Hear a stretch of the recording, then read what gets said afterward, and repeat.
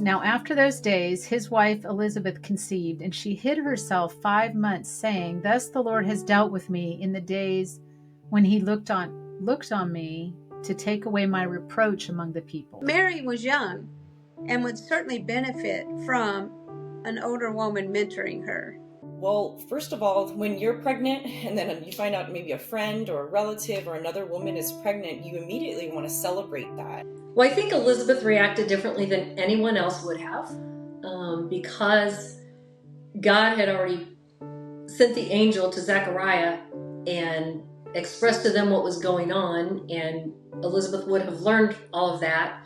This is a couple that had no children, and then God, the angel visits Zechariah and says, "You're going to have children," and he doubts him, and so he's struck mute until the child is born. And if she did have questions, or if she wasn't sure, or the unknown, she could go and talk with someone, and someone who's safe, someone who understands. Can't even imagine what Elizabeth was feeling. Her pregnancy almost would have been as hard or harder than Mary's in terms of her age and just the confusion there. Now her husband's mute, you can't talk to her, and but she hides herself for 5 months, and then in the 6th month, Mary goes and visits her. She was also further along than Mary, and she could tell her what she may experience during the pregnancy to calm some of Mary's fears. And that's what I love, someone older, someone more experienced, having expertise to pour into the younger, to encourage, to bring confidence, lessen the fear. I think all of that's real important. She was more prepared, I think, for another miracle. She had this miracle of John within her, and especially when he leapt at Mary's voice, that was an exciting confirmation, in a sense, for Elizabeth. And when they got together, when Mary walked in the room, John leaped right in Elizabeth's womb, and I can just imagine she went to Elizabeth for comfort. You're the only one that can sort of understand what I'm going through right now.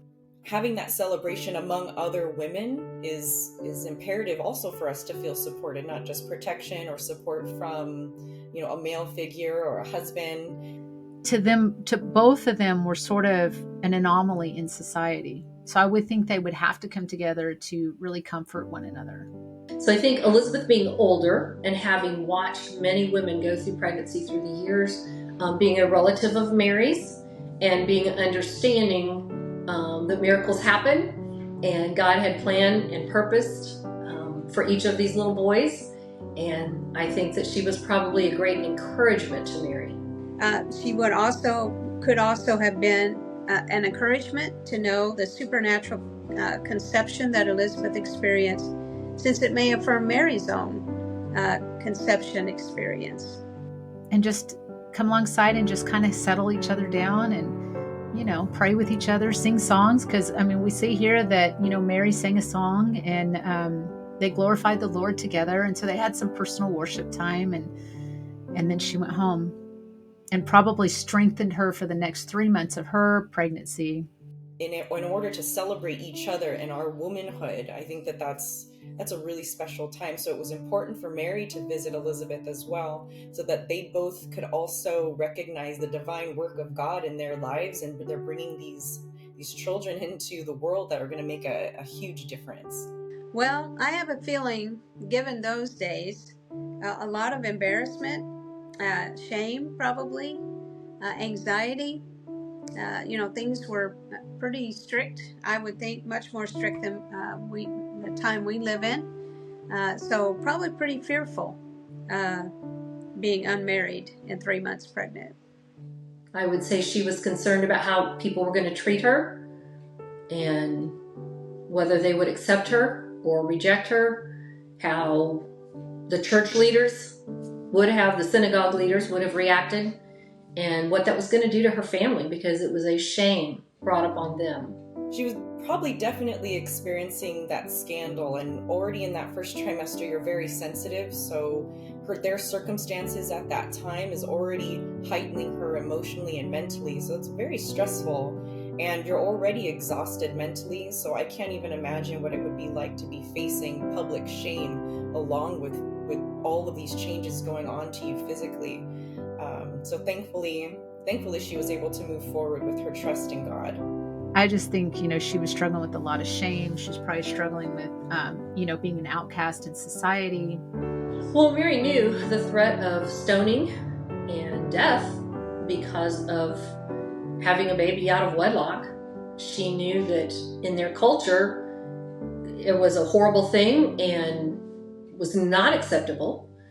Oh, ridicule and shame, from society, because you had to be married to get pregnant.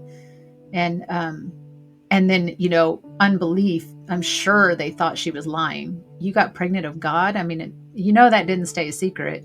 She didn't know how Joseph was going to react because the angel had come to her, but hadn't come to both of them together.